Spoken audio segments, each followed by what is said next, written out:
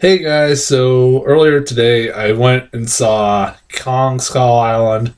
Uh, I had a Friday off, so I was like, all right, go see the new King Kong movie because I've been kind of looking forward to it. I'm a big fan of King Kong. Growing up, I was a big fan of the original, and I was in my senior year of high school when that remake came out with Peter Jackson, that Peter Jackson made. I dragged my buddies to go see it, even though they weren't that interested in seeing it. I was like, man, I gotta go fucking see this movie. Like, I had, uh, I was like, I had no car at the time. I had no license, so I had to have somebody drive me to go see it.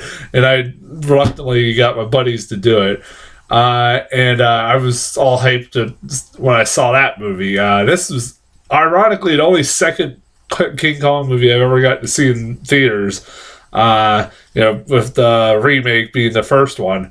I don't think my movie theaters ever re-released the original. I don't ever see them doing something like that. But like I said, always been a big fan of those films, and along with King Kong, also Godzilla and everything else. Like I always been a big monster movie fan, and like this one looked pretty fun.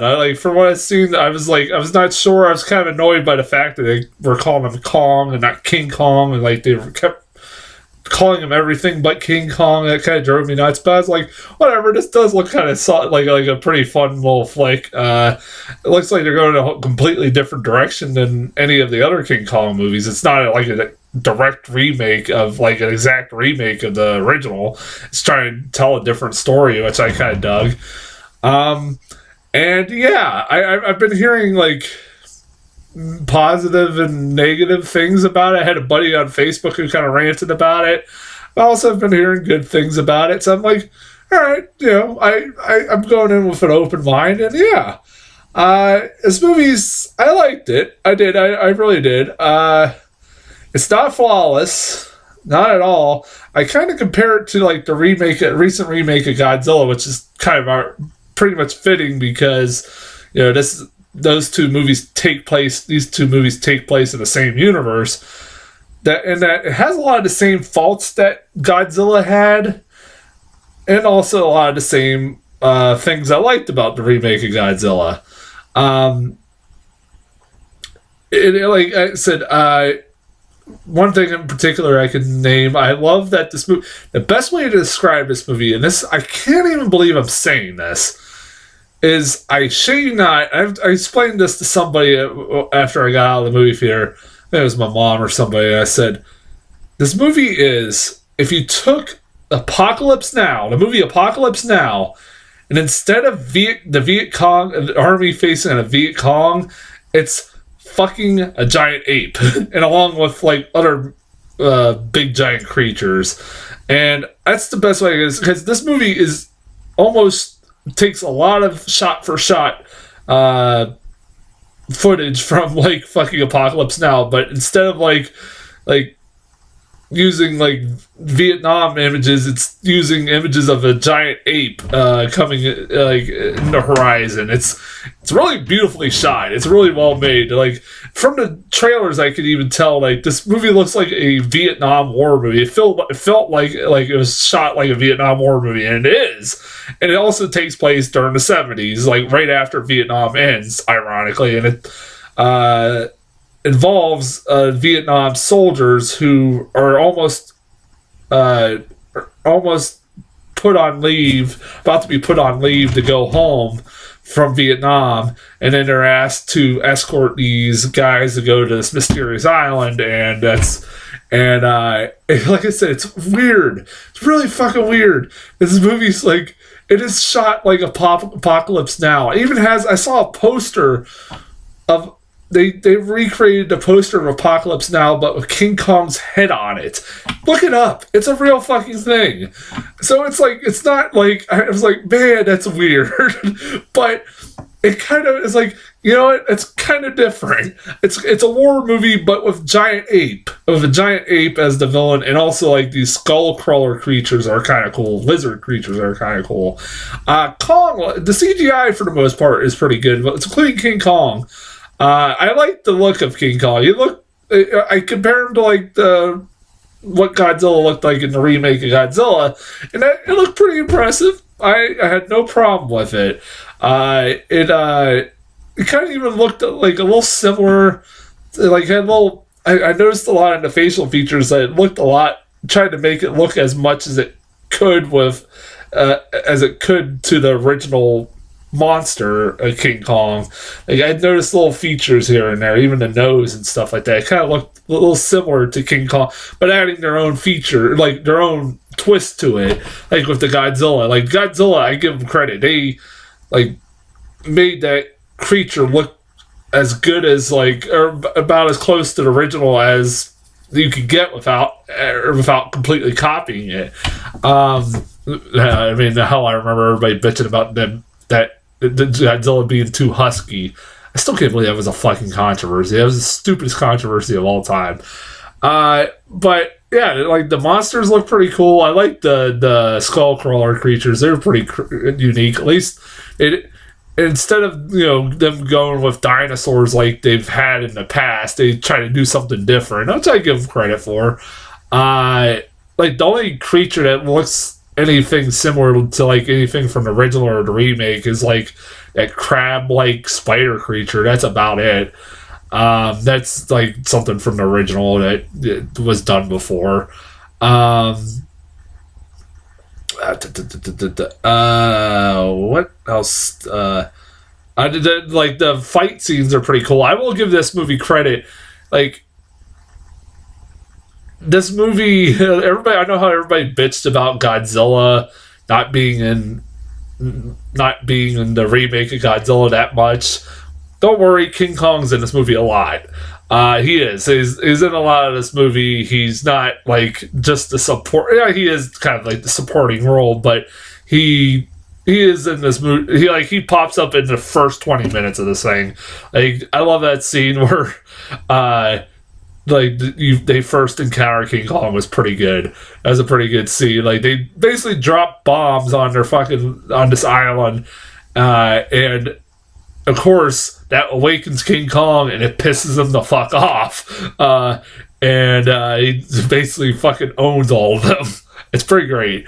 And also like the fight between him and the large skull crawler creature at the end of the movie is pretty good. I like that. It was pretty good. At least this time, unlike the Godzilla remake, this is taking place during the daytime where all the action happens is during the daytime. I know a lot of people complained about the Godzilla remake having all the action happen at night. Well, at least this one also doesn't fucking just cut away to like news footage of the fight happening. That was one thing that pissed me off of that movie. But yeah, like I said, I like the fight scenes. I said it was entertaining. I like that they put a different spin on it, having it in the 70s. It had a great soundtrack too. No shock. Like I said, I like them setting it in the 70s, post Vietnam, instead of having it like in the 40s and stuff like that. It's like a completely different tale. It's not a remake of the original. I like that. Now, as far as faults go, I should get into some of the cast in this film, because really, like the Godzilla remake, can you really tell me anything about any of these fucking characters at all? Like, there's only one standout character, and that's about fucking it. Other than them, they're just interchangeable characters that could have been casted by, like, or been... they have a big name cast in here, but honestly, it could have been anybody, and it would have been okay. Samuel L. Jackson's the only one who really has a character arc somewhat in this fucking thing. He's like a Vietnam. He's a commander who just got done with Vietnam, and he is kind of disgusted by the fact that we just, in his opinion, gave up on Vietnam and didn't finish the war. And so when his soldiers get like taken down by King Kong at the beginning, he, like, a lot of his soldiers die. He gets pissed and it makes him hell bent on trying to kill this fucking thing, even if it's the worst idea ever. Instead of, like, worrying about everybody else's safety, he's worrying just about killing this big giant ape creature. Samuel L. Jackson's great. Like, although at the same time, he does. This movie couldn't help but have him utter, like, it was like somebody said, okay, what are Samuel L. Jackson's greatest hits as far as, like, his famous lines in movies he's been in? At one point, I'm not shitting you, he says, "Hold on to your butts." I was like, really? That he just fucking really said that? Like, that, why? Like, that just because that's a famous thing he said in fucking Jurassic Park doesn't mean that means it has to be fucking in there. And then, like, he, of course, like, has to almost say motherfucker, but because it's PG-13, even though in a PG-13 film you can say fuck, he says motherfuck, and then something happens and it cuts him from saying the whole word. Because he's Samuel Jackson, he has to. It's like an archetype, it's archetype that he has fallen into for the last 20 years. He has to say motherfucker. He has to be a loud black man. It's just like, man, this guy's a really good actor. But, you know, like, I liked him in this movie. Like, even when he's in playing that archetype, he's still fucking entertaining. But it's like, man, I know you can do a lot better than that. You're a lot better of an actor than that. Come on, quit doing that. But other than fucking Samuel L. Jackson, I can't tell you a goddamn thing about any of the characters in this film. At all. Tom Hiddleston's navigator. And he's British. I think his dad was part of British Special Forces and he died. That's it. That's all I can fucking tell you about his character. That's it. Brie Larson's a photographer, wartime photographer. That's it. That's all I can tell you about her. John Goodman is a guy that he has that group Monarch. What the fuck was it called? I can't remember. It was a Monarch or something like that, where he wants to find these extraterrestrial beings or whatever. He knows these giant beings, and everybody thinks he's a kook for thinking that, and yada yada yada. He doesn't really get fleshed out. He has this black protege that really I couldn't tell you anything about him other than that he was his protege. John C. Reilly. Okay. John C. Reilly. I like John C. Reilly. I do. And he did have like a kind of fleshed out storyline. I'll give him that. But I really couldn't give a fuck about his character. It was because it's not his fault, really. It's not his fault at all. Because John C. Reilly is a good actor. I like John C. Reilly. But they gave him some fucking hokey-ass dialogue. There's a lot of hokey-ass dialogue in this movie that can't be ignored. I'm sorry, but it can't. Like, he is a World War II pilot that gets shot, or basically gets shot down above, or I think shot down, I don't know what the hell it is. But he crash lands on Skull Island during World War II. And he's been stuck there since World War II when they find him in the 70s. And he, of course, like every fucking character that doesn't know what year it is or whatever, has been out of the loop of what's going on. It's like, oh, have my Cubbies won the World Series? Or what's this Cold War you talk about? Is it because they choose the time of year? Or something, I don't know, some stupid joke. And they're like, oh, I thought we were friends with the Russians. It's like, I hate that stupid fucking dialogue. Like, ooh, wacky. Like, God, I hate that. What was the other one that was bugged the hell out of me? And he said, I don't remember, but also, I shit you not, the first line of this fucking movie was so groan worthy. I'm not kidding you. The first line of this movie is when John Goodman, he's stepping out of the. Was there? Yeah, there was the first that after it was after the opening credits. One of the first lines of dialogue in this is when John Goodman gets out of the fucking car. He's in Washington D.C. during the 1970s, and there's a protest of Vietnam going on, and he's like, "Man, Washington D.C. will never be as chaotic as it is right now." Fuck off! That's exactly my reaction. Look, I hate fucking Trump. I hate him as much as everybody does. But fuck off, Hollywood, with your goddamn political agenda. Stop it. It's annoying. I hate Trump as much, but you're not helping the fucking situation. No one gives a shit about your political stance. All right? God damn it. That's almost why I can't even watch the Oscars anymore. I don't watch movies to fucking. This is a movie about a fucking giant ape on a fucking abandoned island. I don't care what you think about politics. That's not what I came here to watch. All right?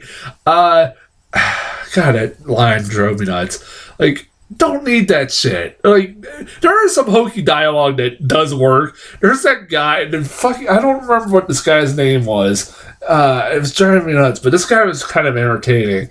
He was, after they get in the helicopter crash, there was this pilot or soldier, I forget who, it was a soldier who, right after that, opens a can of like food and starts eating it. His buddy goes, "What the fuck, dude? This is like, you just got in a plane, the helicopter crash. Do you really think this is a great time to eat?" He's like, "Dude, I'm hungry." He's like, "Yeah." It's like, "But we just faced a giant ape." Like, he's like, "Yeah, that was kind of unique, wasn't it?" That guy kind of cracked me up. I was like, all right, that's like a sarcastic. That guy cracked me up. I was like, that was a pretty funny that guy kind of had me laughing a lot of times. I will say this movie, a lot of main cast members do die in this thing. Holy shit, they do. I'll give them credit on that.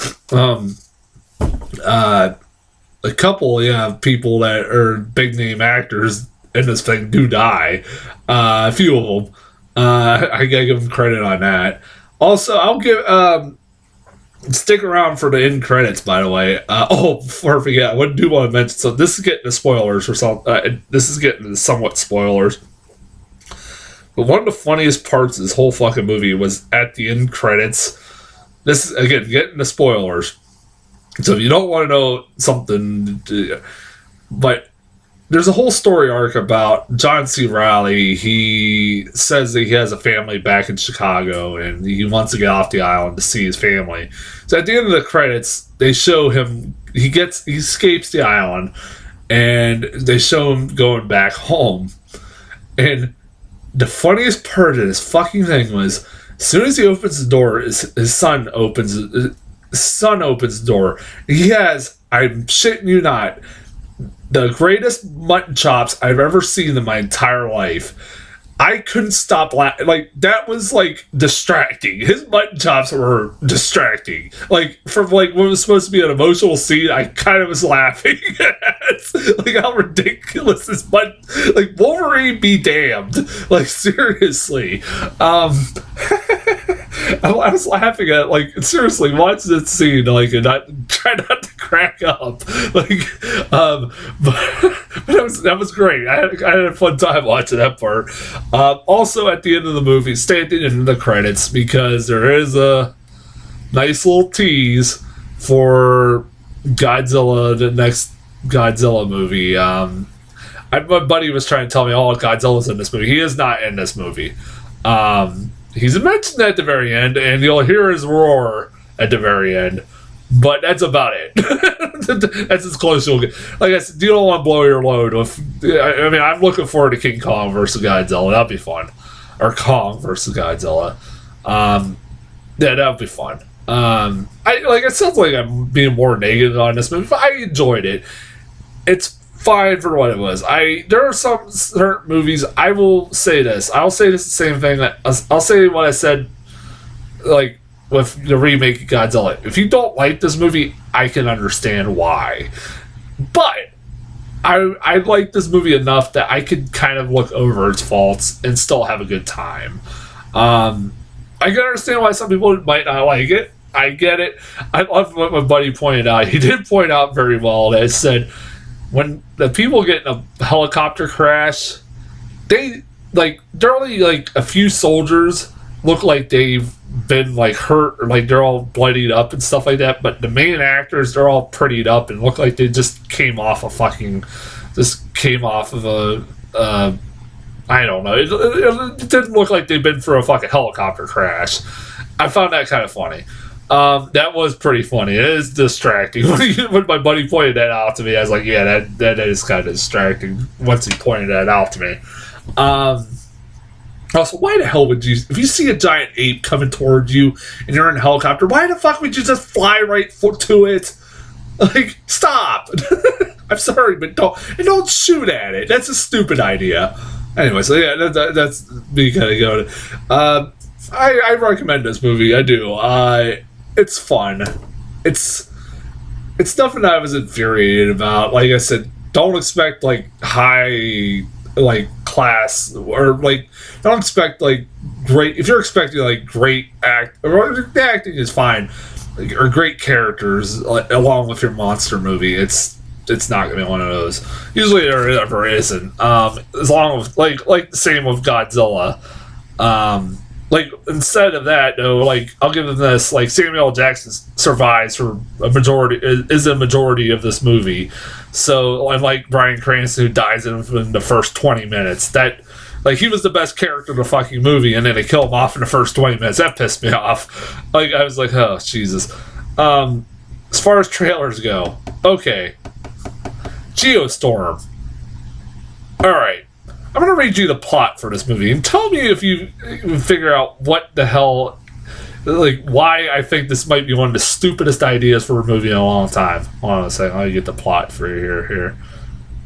It's a new disaster movie where in the near future, when climate-controlling satellites malfunction and release disaster-creating small pods all over the world, a man heads into space to prevent the satellites from programming the small pods to creating a storm of epic proportions or a geostorm. Okay. Which includes like tornadoes, fires. Okay.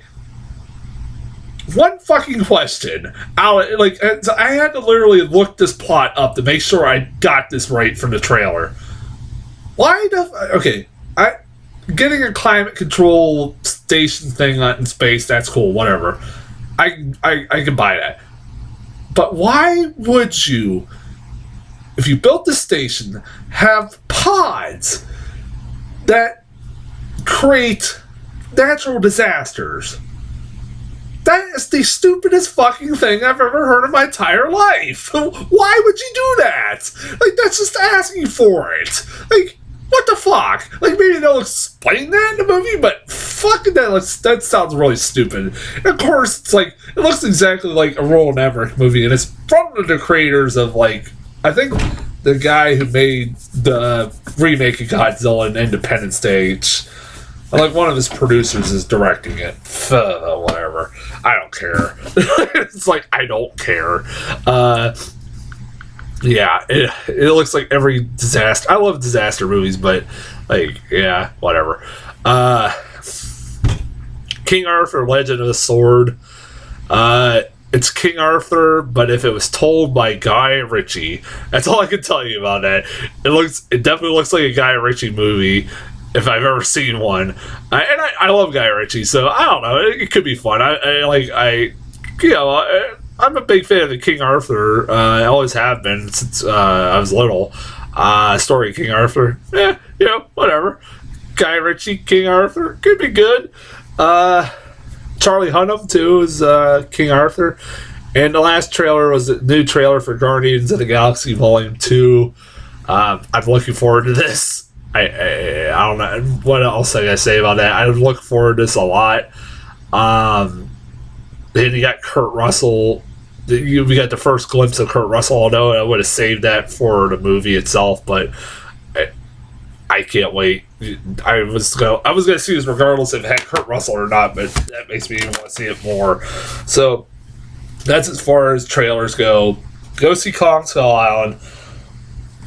I'll be back probably next week. I think Beauty and the Beast. Yeah, Beauty and the Beast is coming out. That's getting decent reviews. So until then, I'll talk to you guys later.